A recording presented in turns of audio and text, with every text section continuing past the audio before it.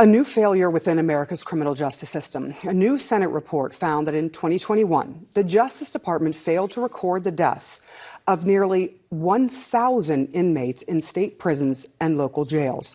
Incarceration shouldn't be a death sentence, nor should waiting to go to court.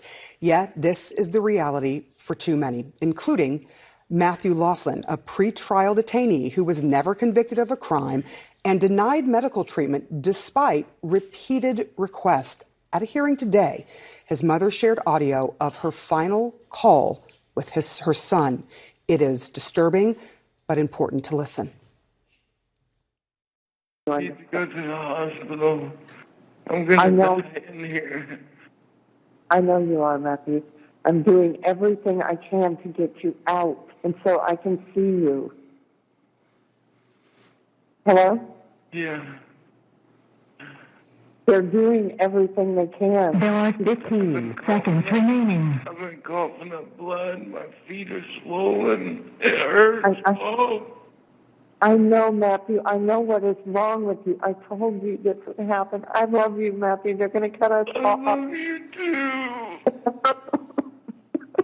I'm going to die in here. And he did eventually die in there. Joining me now is the chairman of that hearing, Georgia Democratic Senator Jon Ossoff. Thank you so much for joining us.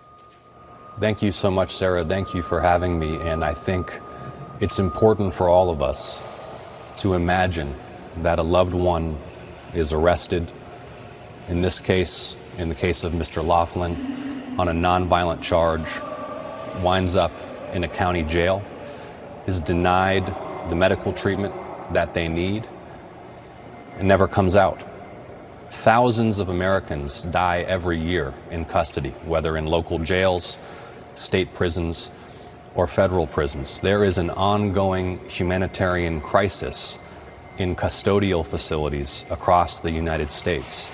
I led a 10-month bipartisan investigation of federal oversight of deaths in custody. And what we found is shocking. As you noted, nearly 1,000 deaths across the country that the Department of Justice failed to identify at all. And of those deaths that DOJ did identify, nearly a full third, they didn't have any details about the circumstances of death. 70% of them were incomplete. And what that means is that policymakers, whether at the Department of Justice or in the Congress, lack the information we need about who is dying, where they're dying, and why they're dying to take action that can save lives. When you look at this situation, the first thing I want to ask you is, what can you do about this particular issue? It is heart-wrenching seeing a mother react like that to the loss of her son, hearing his last words, but that is just one of what you said was 1,000 that have been found that are sort of unexplained as to why they died. What can be done about it to change this?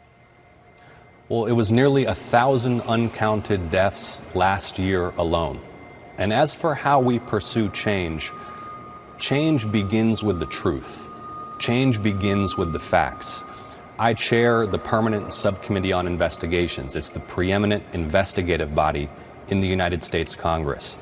That's why I led this 10-month bipartisan investigation. This has nothing to do with politics, by the way, nothing to do with partisan politics. Democratic and Republican staff, Democratic and Republican members of this subcommittee have been working together to understand why there are these shocking gaps in federal oversight, so that we can help the executive branch to fix these grievous mistakes, and if necessary, legislate to fix these mistakes. And the reason that we needed to hear from the family members today of those who have died is because this isn't about numbers. This is not about statistics. This is about human lives. This is about human lives cut short, in many cases preventably. Getting charged with a crime or convicted is not meant to be a death sentence. It's a moral disgrace what's happening in jails and prisons across the country. It's preventable, and I believe that we have to take action. That's why I've led this investigation, to get the facts.